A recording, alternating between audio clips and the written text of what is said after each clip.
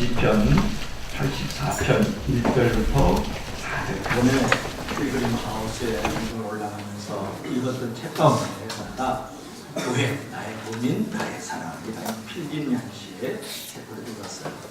세 번을 기본으로 저는 책을 읽습니다. 그래서 세 번째 부분에 올라가서 또 한국을 올라왔죠.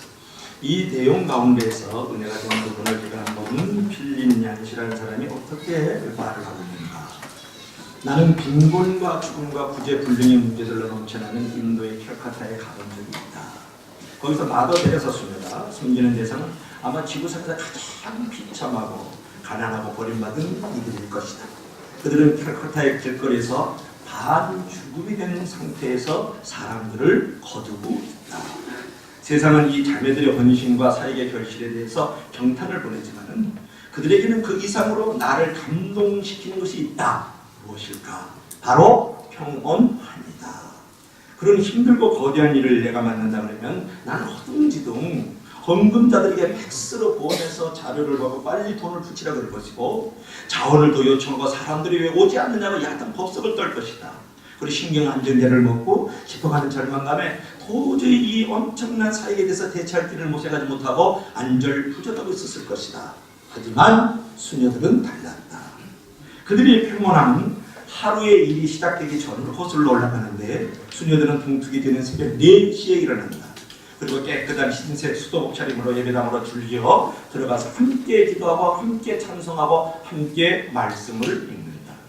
첫 손님을 만나기 전에 먼저 예배와 하나님의 사랑에 푹 그들은 잠기는 것이다. 공동체의 집에 방문객들이 찾아오면 이 자리의 선교사들은 그들에게 우선 예배당으로 기도로 먼저 하도록 안내를 한다. 데레사 수녀는 직접 각 방문객에게 이런 초대의 말로 인사를 건네보낸다. 우선 이 집 주인께 인사를 먼저 드리시죠. 이 집 주인이 예수님이십니다.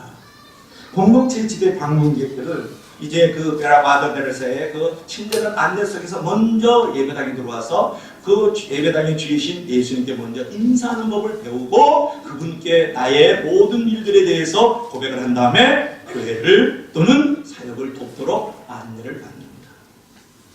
캘카타에 주거하는 이들과 이 빈민들의 집을 운영하는 이 자매들은 생전에 허둥지둥대는 기색이 전혀 없다. 안절부절은 더욱더 없다. 관심과 분열은 있지만 못한 일에 대한 강박관념도 없다. 이 자매들은 사회복지기관의 업무 일지를 채우려고 일하는 게 아니라 하나님을 위하여 일하고 있다. 하루를 예수님과 함께 시작해서 예수님과 함께 마치면서 중간에 모든 일은 하나님께 드리는 예물이다. 오직 하나님만이 그들의 가치를 정하시고 하나님만이 그들의 성공을 평가하신다. 나도 하나님께 그런 초연함으로 하나님을 신뢰하고 하나님을 정말 존경함으로 일을 할 수 있도록 나는 오늘 기도를 한다. 나의 일과 삶을 하나님께 드리는 매일의 예물로 드릴 수 있도록 말이다. 필립 얀시의 글이에요. 사랑하는 여러분, 이 짤막한 이 글 속에서 엄청난 도전을 받는 거 하나가 있는가 그러면 수녀님들은 하루의 일과를 시작하기 전에 예배당으로 줄지어 올라가서 새벽 4시에 기도와 찬송과 말씀으로 하루를 먼저 시작한다는 거예요.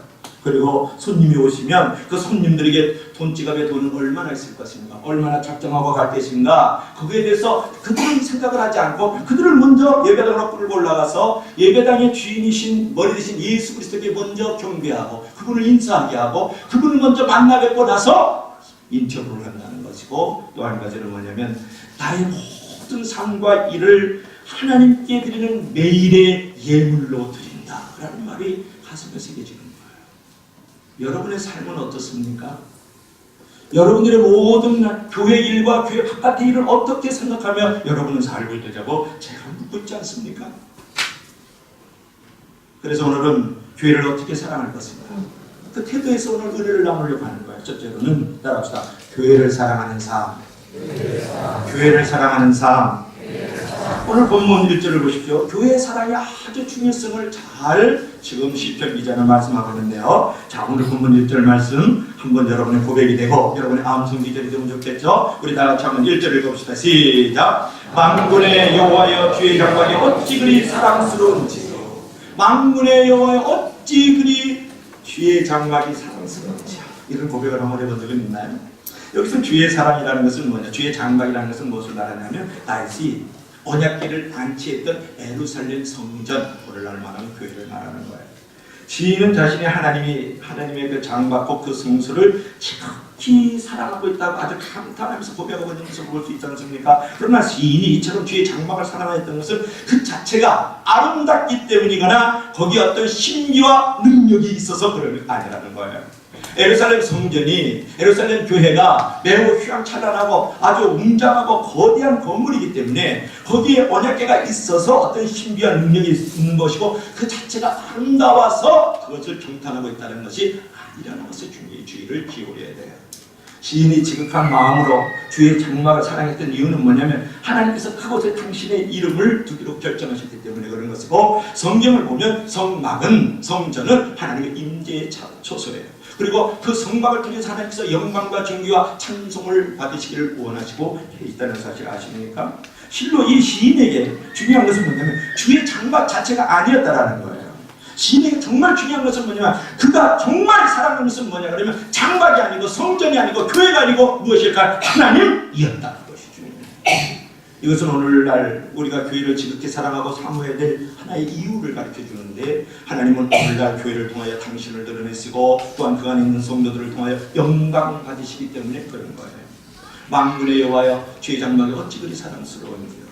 이 고백만 봐도 이 시편 기자는 하나님의 장막을 사랑하면서 그 사랑을 통해서 지상 최대의 행복한 느낌을 이렇게 누리고 있는 것을 아주 흘러넘치는 그런 어떤 묘사를 볼 수 있지 않습니까? 사실상 세상에서 가장 행복한 사람은 어떤 사람인지 아세요? 교회를 사랑하는 사람. 왜 본문의 시편 기자가 주의 장막을 그토록 사모했을까 하는 것인데, 하나님을 사랑했기 때문에 그런 거예요. 그처럼 하나님을 사랑하면 교회도 자연히 사랑하게 되는 줄로 믿을 수 있기를 바랍니다. 그러나 교회를 사랑할 수 없는 이유를 여러분은 갖고 있어요. 여러분의 마음속에 나는 교회를 사랑할 수 없다는 그런 이유, 그런 변명, 그런 핑계, 또 그런 상처, 그런 아픔들을 갖고 있어요. 무엇일까요? 어떤 무교주의자는 이렇게 말을 합니다. 예수는 좋지만 교회는 싫어. 그처럼 교회가 싫다는 분들을 보면 교회로부터 마음이 멀어지게 된 여러 가지 이유들이 분명히 있어요. 첫째로는 교회 세습. 목사가 아버지인데 아들에게 교회를 물려준다. 세상 사람도 요즘은 그렇게 하지 않습니다. 김정일이가 그렇게 하고 요즘 한국교회 몇 개의 큰 교회 목사들이 그리 합니다. 그것이 마음을 교회로부터 멀어지게 하는 거예요. 두 번째로는 건물지상주의예요. 교회는 돈만 벌면 땅 넓히고 건물 올리는 거예요. 이게 건물지상주의. 세 번째, 이중기주의 성도들. 주일날 교회 와서 사는 사람하고 바깥에 나가서 평일에 사는 삶이 너무 달라요. 그래서 이중기준의 성도들. 그리고 기독교 소비주의가 있어요. 그것은 뭔지 아십니까? 내게 유리하고 내게 유익한 것만 추구해요. 절대로 생각 헌신이 없죠. 그것을 갖다가 기독교 소비주의. 세 번째는 물질 만능주의, 쉬운 믿음주의. 아직도 교회를 다니지만 하나님 너 인생의 모든 문제를 해결해 나가고 나의 삶의 자리에 진정한 주인이 되시는 분, 그분 하나님으로 너 물질만 있으면 장땡인 거예요. 아직도 물질 만능주의죠. 그 다음에 도피주의가 있어요. 현실이 너무 힘들고 괴로워. 그래서 무조건 교회 속으로 들어가 버리는 도피주의들을 보면서 교회로부터 마음이 멀어지기 시작합니다. 여러분, 그런 이유들 때문에 교회가 싫어질 수 있지만 사실상 교회가 좋은 면들이 얼마나 많이 있습니까? 요즘에 부모가 이제 유산을 물려주는데 유산 물려주지 않기 운동. 그래서 153 운동을 부르대요. 요즘은 10%는 무조건 교회에다가, 5%는 자식에게, 3%는 교회에서 행하는 모든 선교와 부재와 봉사 쪽으로. 뭐 그런 유산 물려주지 않기 운동. 어디서합니까? 교회가 추천하고 있죠. 또 하나 뭐가 있습니까? 여러분, 이제 그 장기 기증 운동 같은 거. 교회가 이 일을 얼마나 하는가. 그리고 국내적으로 여러 가지 재난들이 다가오고 재앙들이 다가오면 거기에 대해서 그 지역을 향해서 봉사활동, 북한 돕기 운동 이런 것들을 보면 다 교회가 어떤 천주교보다 어떤 불교보다도 먼저 많이 하고 있고 무게가 훨씬 더 무겁다는 것을 여러분 아십니까? 그런 부분을 보면 교회가 아직도 희망의 시작이다. 희망의 출구다. 라고 우리는 말할 수가 있는 거죠. 결국은 뭐냐면 교회가 싫어진 가장 큰 이유는 뭐냐면 교회의 문제점이 많기보다는 하나님을 향한 내 사랑이 바뀌어졌기 때문에 그런 거예요. 여러분 제가 엄마들을 보면 진짜 존경스러워요. 저 아가씨였을 때, 처녀였을 때는 그렇게 약해 보이던 사람이 엄마만 되면 달라져요. 그래가지고 그냥 그 애기가 어느 정도 자라면 이게 걸어 다녀야 되는데 이게 그냥 걸어 다녀도 엄마 품에 다녔으니까 엄마 무게 정도 가는 그 애기를 그냥 안고 땀을 뻘뻘 흘리면서 그냥 뒤뚱뒤뚱 하면서 그 애기 업고 다니는 모습 보세요. 정말 힘들지 모르고 그 애기를 업고 있는 거예요. 무엇이기 때문에? 애기에 대한 문제점보다 사랑의 무게가 더 크기 때문에 그래요. 어떨 때는 가슴을 툭 열고서 그냥 목사님을 보는데도 그냥 애기를 가슴에 안고 젖을 막 미겨요. 그러면 얼마나 사랑스러운지 몰라요. 그러면 그거 부끄럽고 수치스러움을 잊어버린 거예요. 왜냐하면 애기가 문제가 있지만 애기에 대한 사랑의 무게가 더 크기 때문에 얼마나 예뻐요. 그거 잊어버린지 몰라요. 그래, 카타스라고 지상에서 최고의 아름다운 모습은 엄마가 아기를 젖에 물리고 있는 모습으로 다 지고 치순한 최고의 사랑인 거예요. 그게. 그 왜냐하면 사랑하기 때문에 부끄러움과 수치도 무시해버리는 거예요. 문제가 있죠. 그 녀석이. 그러나 문제를 느끼지 않는 거예요. 엄마들 보세요. 아빠는 대충 안 그래요. 아빠들은 애들 잘 안 키웁니다. 그런데 엄마들은 보면 못 입어, 안 먹어. 그러면서 다 씹어서 다 생기고 그냥 헐벗고 굶주리면서도 애기 그냥 좋은 옷 다리고 허리띠 확 졸라매는 모습 보면 그 애기가 얼마나 어떻게 보면 고통스러운 문제예요. 평생 이렇게 시집장가 가면 그걸 안 생깁니까? 그래도 생겨야 되잖아요. 그래도 문제의 무게보다는 사랑의 무게가 더 크기 때문에 문제가 여러분 부부관계도 마찬가지고 가정에서도 마찬가지입니다. 얼마나 많은 문제가 있습니까? 그러나 가정에도 자녀에도 남편에도 아내가 문제 있지만 문제보다 더 사랑이 많기 때문에 문제가 문제로 여기지 않는 거예요. 여러분 교회에서 마음이 멀어졌다. 교회로 말하면 상처와 시험이 있다. 라는 것은 왜 그럴까요? 당신이 하나님에 대한 사랑이 거두어졌기 때문에 그러는 거예요. 그래서 문제가 보이기 시작하는 거죠.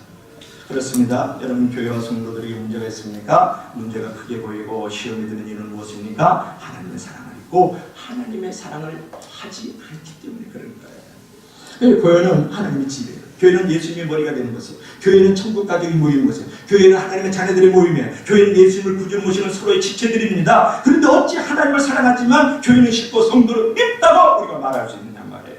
하나님을 사랑한다 그러면 하나님께 속한 모든 것까지도 사랑할 수 있어야 돼. 그것이 진정으로 교회 사랑인 것이에요. 할렐루야. 오히려 날마다 내 속에 눌리는 일이 있으니 곧 모든 교회를 위하여 염려하는 것이라. 고린도서 11장 28절에 사도 바울이 고백하는 거예요. 내 속에 눌리는 일이 있는데 그것은 뭐냐? 교회를 위하여 염려하는 것이다.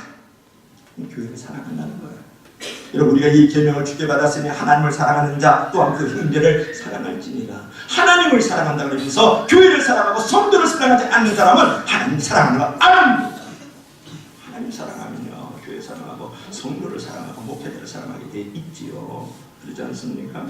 아무리 문제가 많은 교회라 할지라도 내 몸처럼 지키고 헌신하고 그에 속한 연약한 영혼들까지도 긍휼히 여기고 그들을 사랑하고 감싸줄 수 있는 사랑이 우리에 있을 때 그것이 바로 진정한 하나님의 사랑이 되는 줄로 믿을 수 있기를 바랍니다. 자, 두 번째로 따라서 교회를 사모하는 삶. 자, 본문의 시편을 쓴 이 보라의 자손의 눈에도요 하나님의 그 장막의 완벽한 모습은 아니었을 거예요. 그렇죠? 불완전한 사람들이 모이는 것이 교회이기 때문에 교회는 불완전할 수밖에 없죠. 그래도 하나님을 얼마나 사랑했는지 이 상사병이 여기서 나온 거예요. 상사병이 어떤 여인을 사랑해서 막 그냥 뼈가 그저 고름이 생기고 아파하는 것이 상사병이 아니라 하나님을 사랑했기 때문에 마치 상사병에 걸린 것처럼 하나님이 계시는 교회도 사랑했던 이 시인을 보세요. 그것을 바라보고 간절히 사모하면서 이제 그 성전을 향해서 이제 기도를 하는데 오늘 2절 말씀 한번 보세요.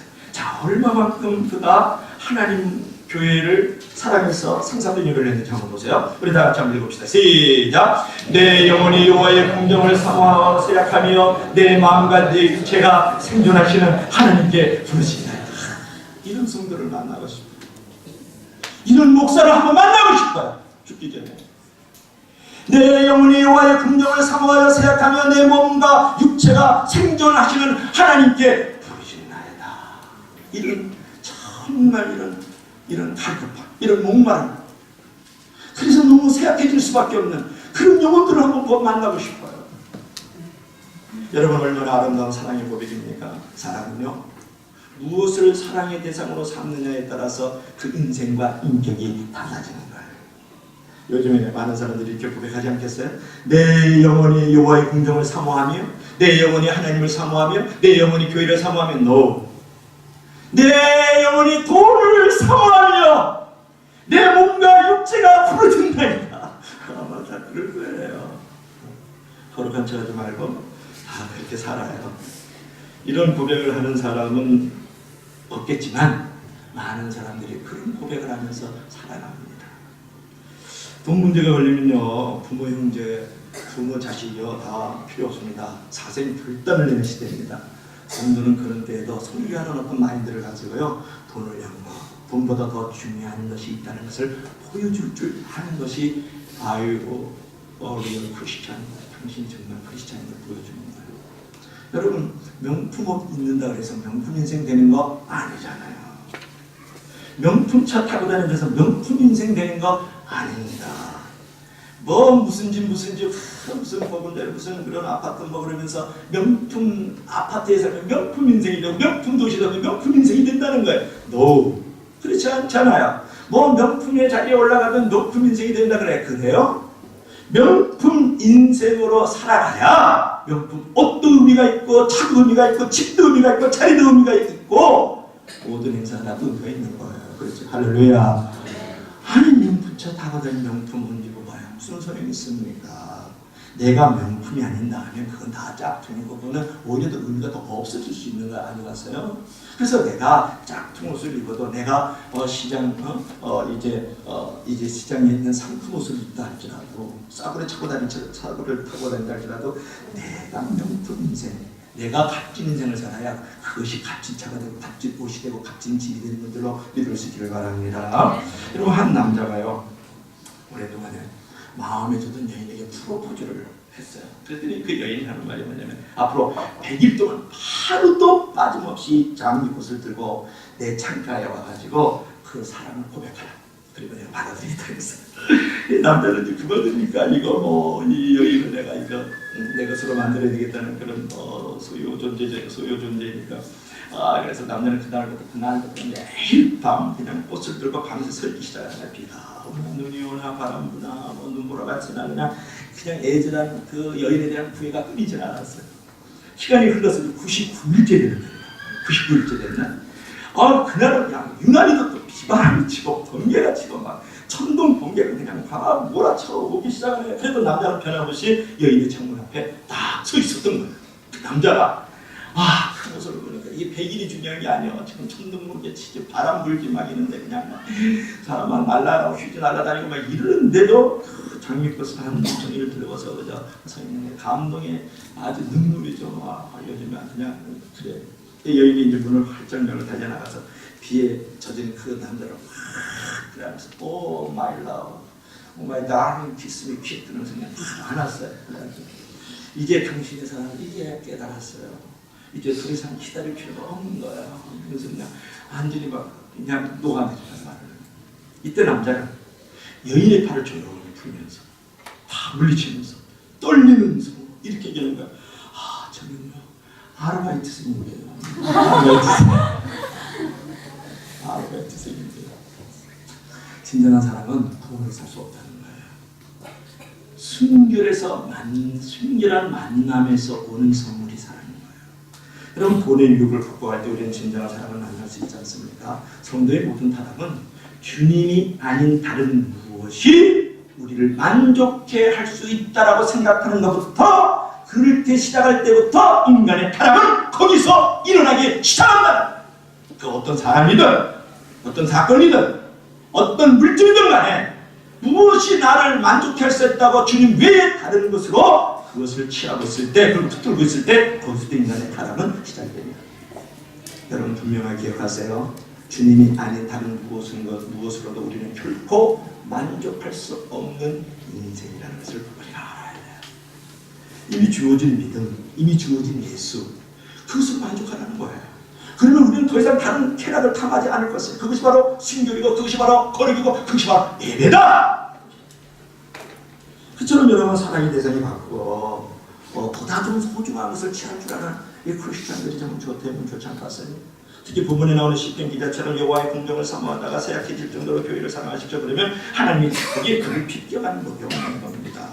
하나님의 긍정을 사모하면서도 그것을 생에 나아갈 수 있는 이 시인의 애틋한 마음을 나타낸 것이죠. 여기서 사모하다는 말은 뭐냐면 갈망하다, 열망하다 그런 뜻이고, 또 쇠약하다는 말은 간절하다는 말이에요.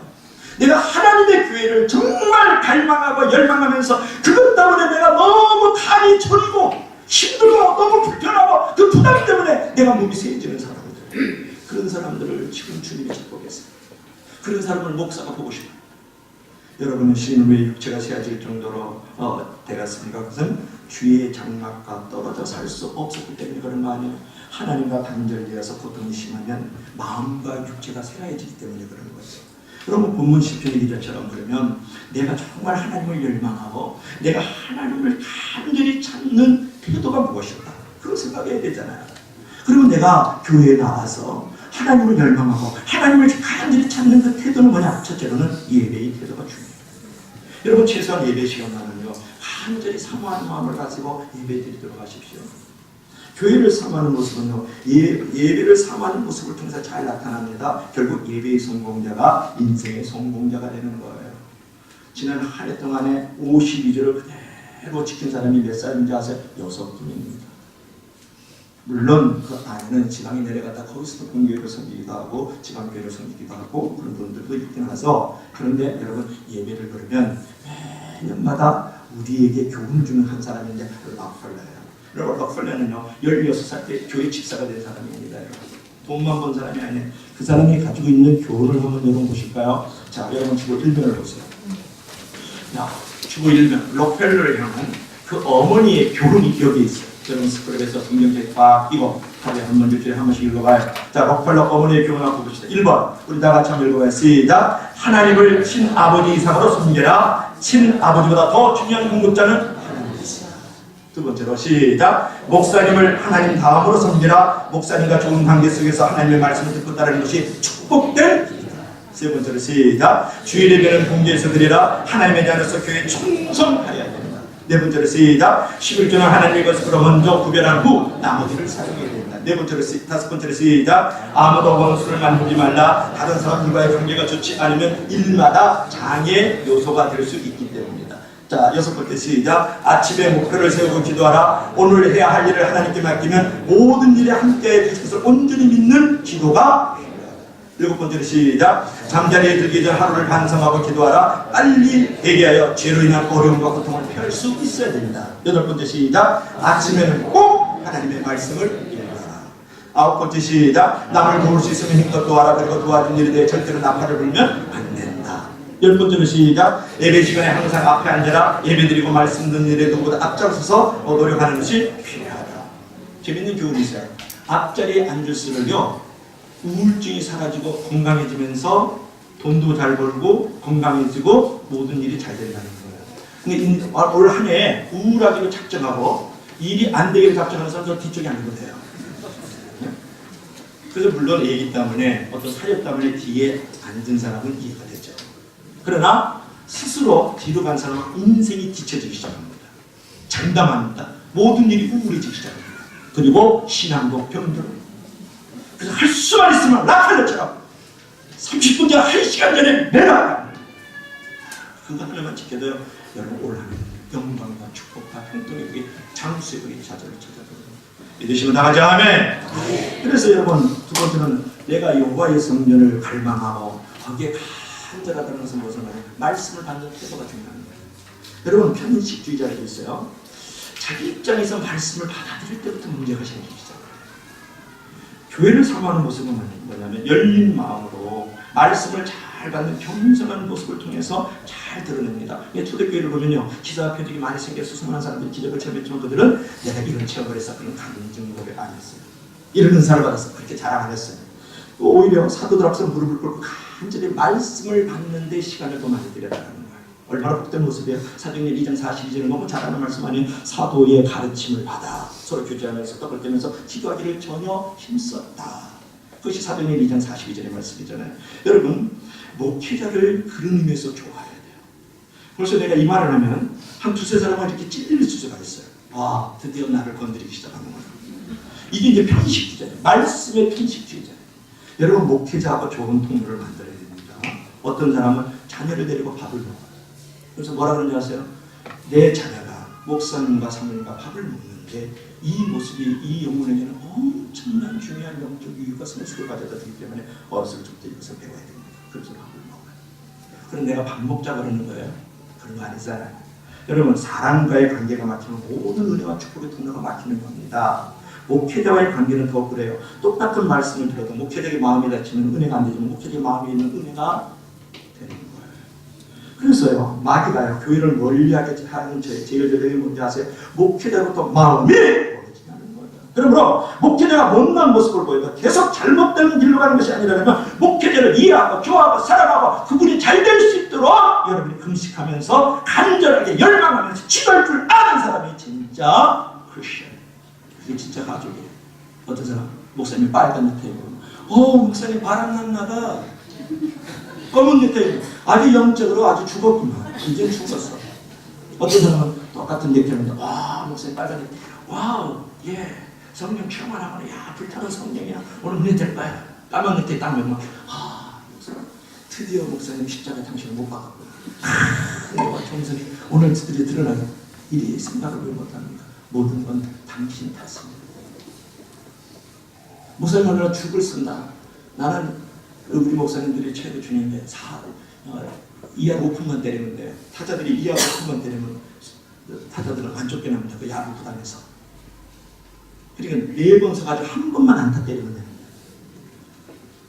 목사들이 4번에 한 번 안타 때리기를 얼마나 노력하는 거예요. 일주일에 한 달에 내주니까 한 번만 은혜를 끼치자. 한 번만. 그것도 안 돼서 쫓겨나는 목사도 많아. 근데 저는 매주일마다 홈런을 때니까 매주일마다 스타일 아웃을 당할까 그걸 걱정을 많이 해요. 판단은 여러분입니다. 그런데 목사님이 한번 죽었으면 목사님 오늘 솔직히 진짜 안 들리네. 목사님 일주일 내내 어떤지 저렇게 시간 많으실 텐데 참 잡수고 맨날 매일 잠자고 영적으로 게으른 건 나타나게 빠지는데 주일날 그 1시간 설교에서 죽을 쑤시는구나. 아주 우리가 다 환자인 줄 아니? 뭐? 근데 어떤 사람은 목사님 죽었었네. 안 들려 그날은 목사님도 검은접지 바이면서 만병을 내다줘. 그래서 간청에서 목사님 주변에 새벽 부인다 하시면서 여기 하시는 얼마나 신방하더라. 어떤 괴로운 인간이 저렇게 일주일 내내 힘들게 하셨을까? 어떻게 설교 준비까지 못했을까? 그녀는 누구야? 그냥 막 속상해가지고 막 괴로워서 세약한 병상에 누워있는 그 모습으로 그냥 나오고 그렇게 생각하는 사람도 있을 거 아니에요. 똑같은 건데 그렇게 말하고 그렇게 말하고 여러분은 저기야 오잖아죠. 그래서 여러분 목회자와 관계가 막히면 은혜와 축복 통로가 막힙니다. 그렇기 때문에 어떤 일이 있어도 목사님하고는 정확하게 관통되고 있어야 돼. 소통되고 있어요. 유통이 되고 있어요. 할렐루야. 여러분 좀 나를 잘생기라는 말 아닙니다. 내가 여러분들을 잘생기기 위해서 말합니다.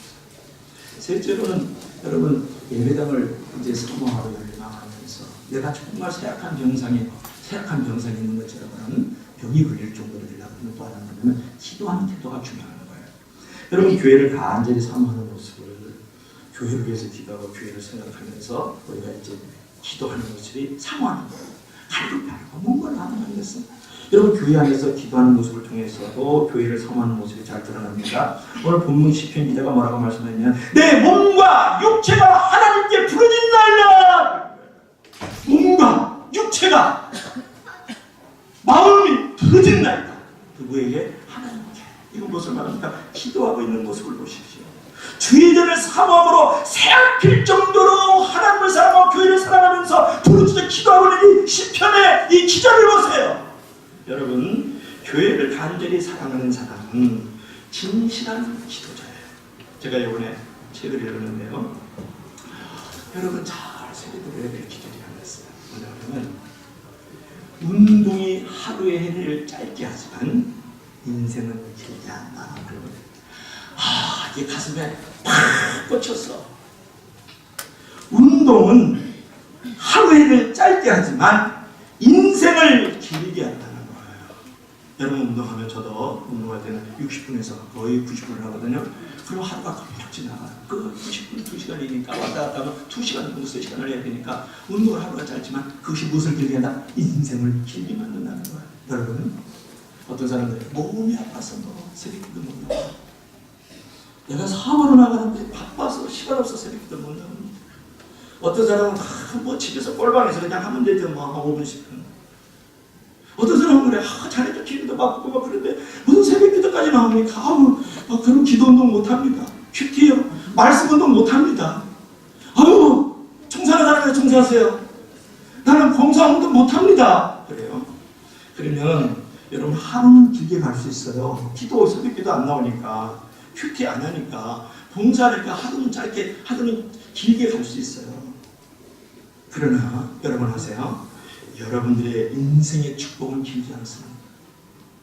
여러분에게 형통의 길은 길지 않습니다.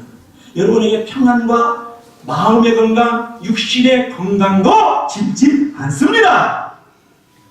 하루는 길게 보내요. 왜냐? 기도운동, 말씀운동, 봉사운동을 하니까 내 시간을 많이 길게 보내지만 인생을 전체적으로 갖다 놓고 포즈를 맞추기 시작하면 여러분의 형통도 축복도 평안도 건강도 짧아진다는 걸 알아야 됩니다. 어찌 그리 하나님을 무시합니까? 어찌 교회를 그렇게 여러분 박해를 합니까? 그렇게 사는 거 아니에요.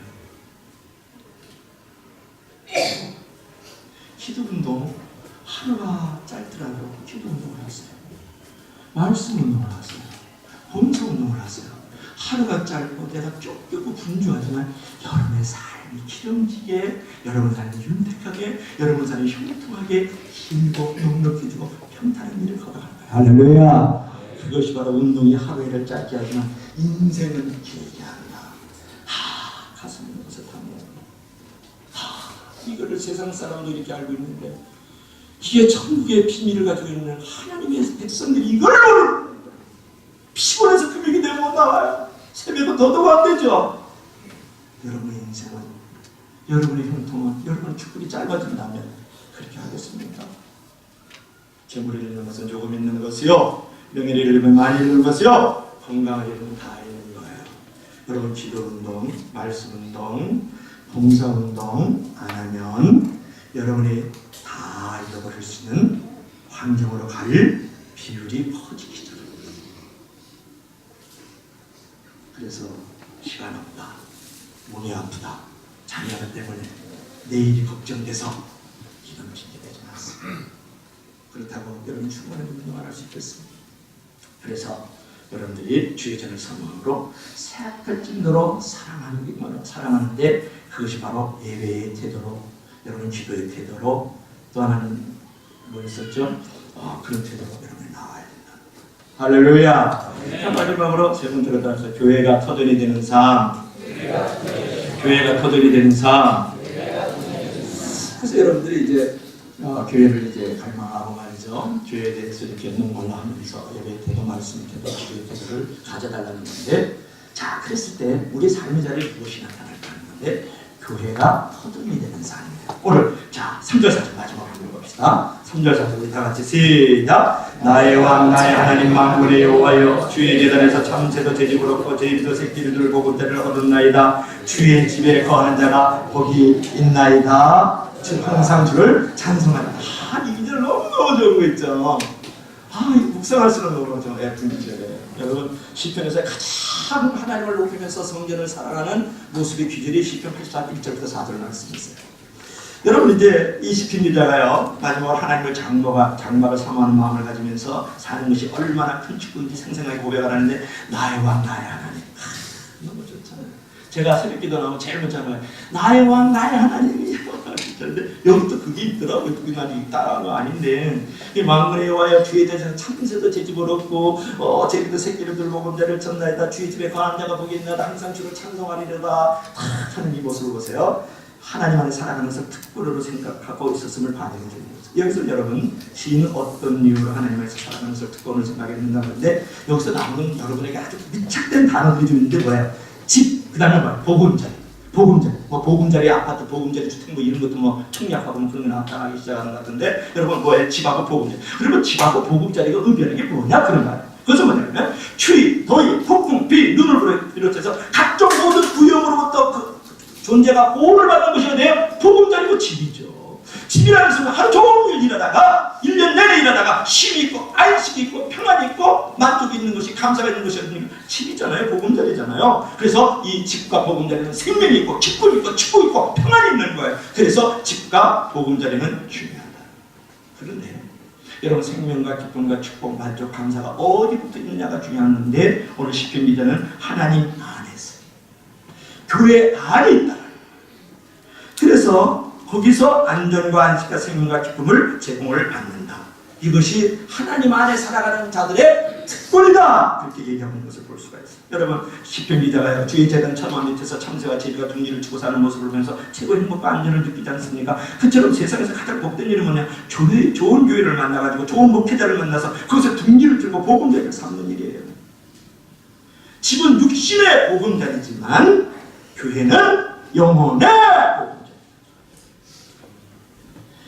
교회란 그런 복음자리가 없으면, 교회라는 그런 안전이 거할 집이 없으면 사람은 결코 행복할 수 없습니다. 안타깝게도 요새 그 복음자리를 잊어버리는 성도들이 너무 많잖아요.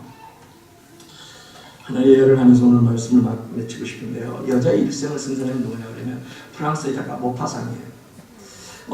근데 모파상이 원래는 그 신학교에 이렇게 들어갔지만 퇴학을 당했어요. 그는 신앙과 결별하기도 작정하고 자신이 주인이 된 인생을 살아가기로 결정해요. 그 후에 이제 문학의 뜻을 두고서 이제 정진하면서 한 10년 동안 열심히 이제 글을 쓰다 보니까 유명 작가가 돼서 돈을 엄청 벌어요. 그래가 1800년대 말에 그는 지중해에다가 요트를 가지고 있었고 노르망디에 대저택을 가지고 있었어요.